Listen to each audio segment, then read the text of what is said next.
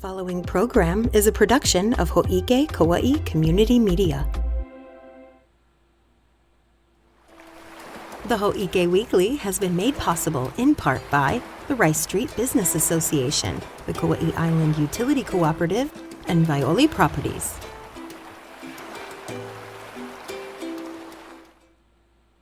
Aloha, Kauai. We throw a lot of info at you here on the HōʻIke Weekly, and sometimes it's hard to remember all the links for information that are presented. Well, our newest staff member is earning her keep and has created a HōʻIke Weekly informational hub where you can go to get all the links you need for specifics on the info and events that are important to you. Scan the QR code that you see on the screen during each broadcast, and it'll take you right to it. And if you're listening to this as a podcast, you can scan the QR code, or you can't scan the QR code rather, no need to panic. Visit tinyurl.com/the HōʻIke Weekly, and it'll get you there too. Now, since I'm here, I think it's time to start today's show. I'm Trisha Allen, and this is the HōʻIke Weekly.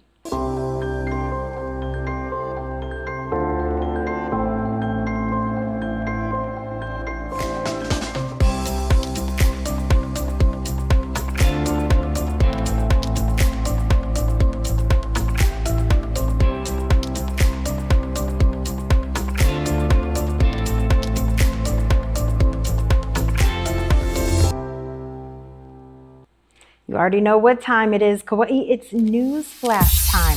Our island might be small, but there's a lot happening around here and you have things to do. So we're going to give you the latest in a short and entertaining way so you can go about your week informed. This week has brought with it several fires around the island. On Sunday, September 14th, the Kauai Fire Department noticed a brush fire near Kalepa Ridge in Honolulu on their way in from a previous call.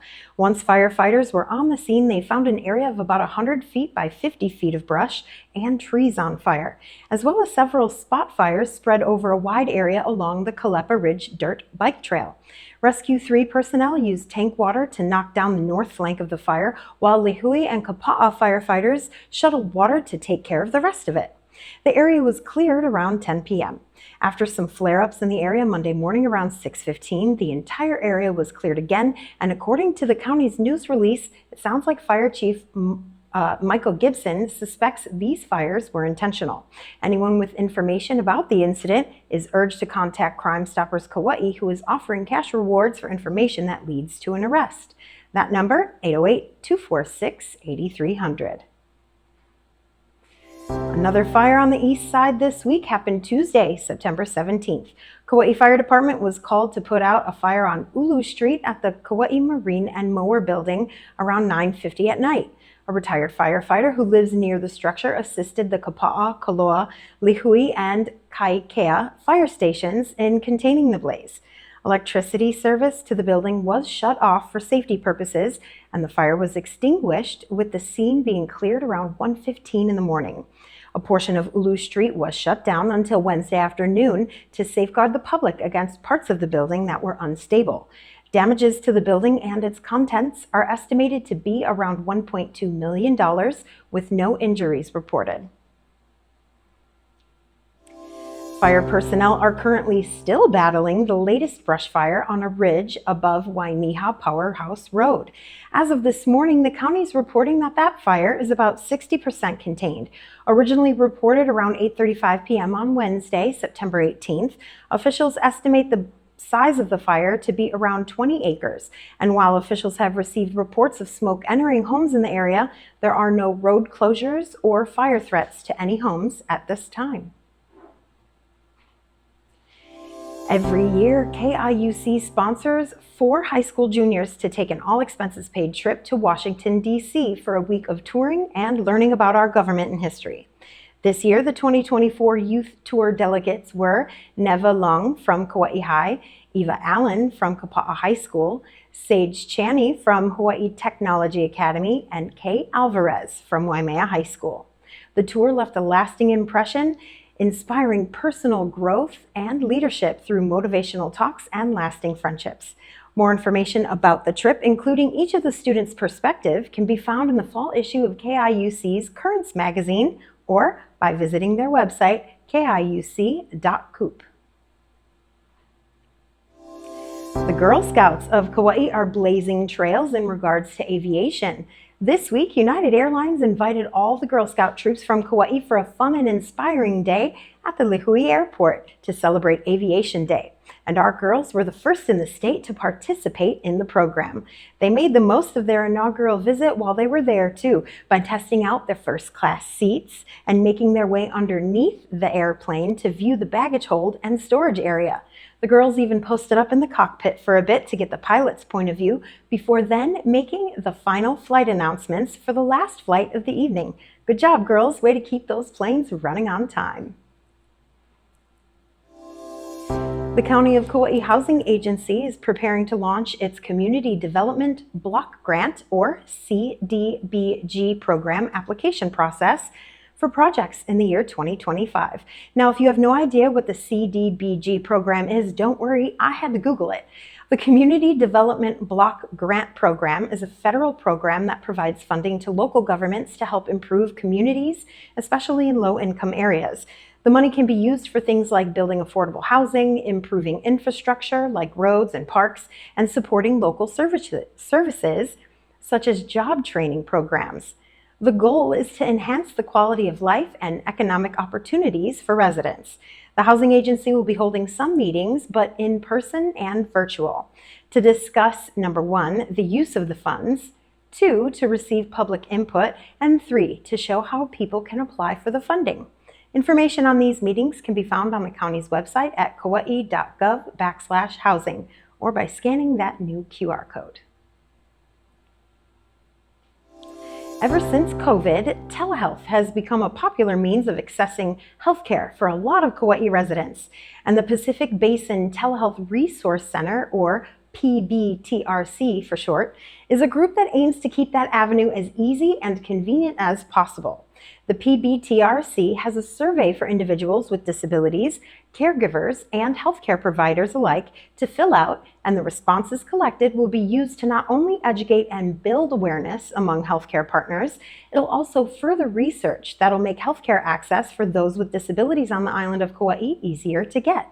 The survey can be found by scanning the QR code on your screen, or if you're listening on your podcast, you can get the info by going to pbtrc.org.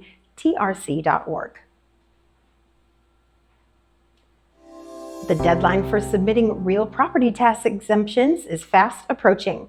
Residents have until September 30th to file, and all the info on that topic can be found at kauaipropertytax.com.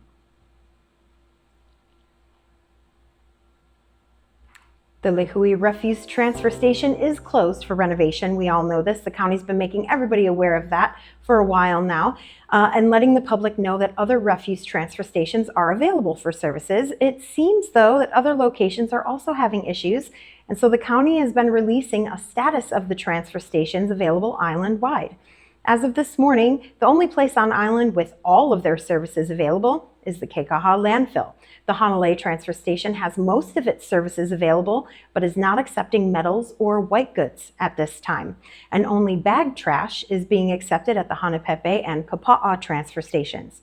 In order to stay up to date on where you can successfully drop off your trash, be sure to visit kauai.gov/transfer stations before you head out. Or maybe you could bring what's donatable to the Salvation Army monthly ARC event. It's happening today from 8 a.m. to 3 p.m. At this monthly event, residents, businesses, and organizations can drop off unwanted items for reuse. Clothing, even if it's torn or stained, can be donated, along with small furniture, children's toys, books, and shoes. Items that cannot be accepted, though, include e-waste, chemicals, appliances, or broken items. For everybody's safety and to make the process smoother, the Salvation Army asks that participants remain in their vehicle while on site, and they'll transport everything from the vehicle to their containers. How easy is that? It's Friday, which means the weekend begins soon, and there's never a shortage of things to do around here. So let's take a quick look at what events you can look forward to in the upcoming week. Since 1981, September 21st has been dubbed International Day of Peace by the United Nations. And for a little over a decade, two men on Kauai's west side have been holding a celebration of their own to celebrate the pursuit of peace as a fundamental human right with everybody who attends. Those two men, Jerry Hirata and Mark Jeffers, sat down with me to talk about what's going on at this year's International Peace Day celebration in Hanapepe.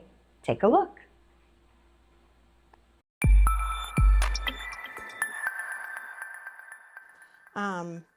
I think we're ready to start. Great. I'm going to do my opening spiel. Okay, here we go. Aloha Kauai, I'm Trisha Allen, and here in the studio with me, we have Jerry and Mark. They are both helping with International Peace Day, and more than just helping, you gentlemen are actually the organizers of the event. Is that right? Somebody's got to do it. Why don't you tell us a little bit about what people can expect for International Day of Peace? It's September 21st, right? Right, and it's United Nations International Day of Peace. It's a global sort of celebration, commemoration that has been sanctioned. So countries do it, communities do it. It's reached us here on Kauai, and we do it. So Mark and I have done this now. This will be our 12th year. Yeah, 12 years, 12 glorious years. And we started out very, very simply, just gathering people on the lawn of the church, right, Jerry? Remember? Yeah, and at your place too, at the Storybook Theater. We had an international potluck where we ate foods from different cultures as a way of appreciating cultures, right?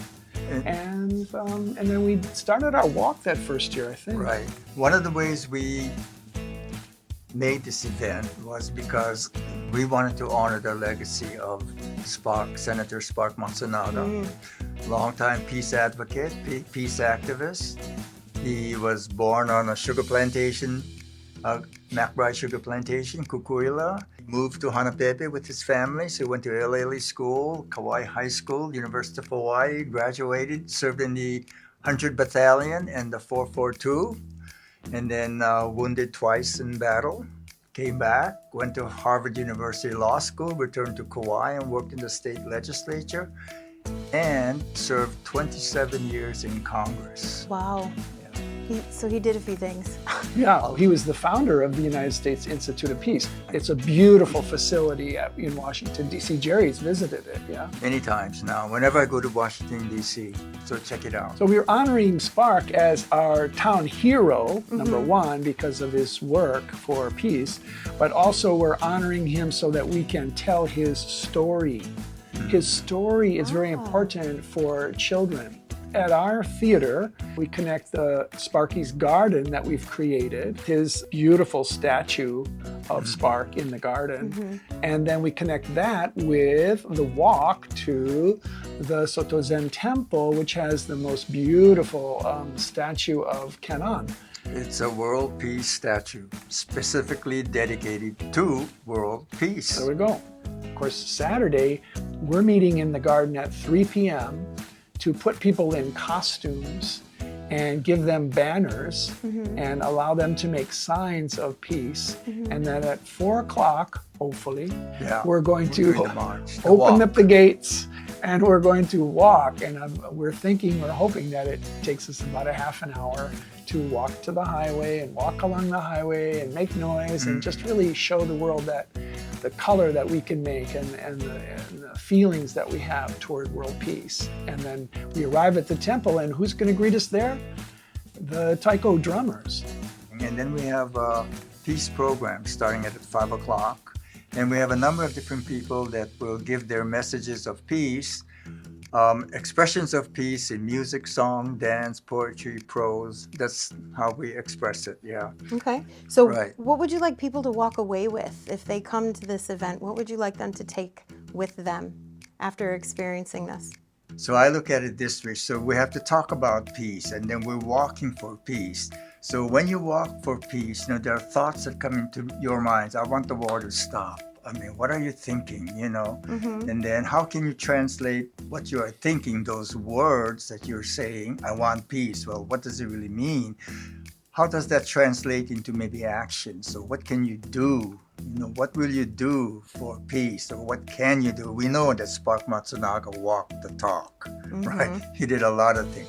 It just happens when you talk about peace, you know, of course, someone has to sort of enlighten you to kind of know what it is. We all have, you know, you want to find the peace in yourself first, but then also you need to extend it. Look at what's happening in this world here. Everyone's affected by wars and conflicts, you know. So there has to be a way to resolve those issues of conflict without going to war, you know. And this is what Matsunaga tried to impress. So we want the audience there to sort of walk away with that feeling, what can I do to walk the talk? What can I do for peace? You know, by coming to this event, yes, you're there now, but there's still other things that you could do, and we'd like to hear what people would have to say about that. What we're trying to do is encourage families in particular to come forward and enjoy and learn from this kind of an event. Okay. And what we want is every child who grow up on this island to know about Sparky Matsunaga. Who is he? This is like one of our goals. Yeah, that's our wish. And the children at LLA School and Kalahira School, they're folding paper cranes. Yeah.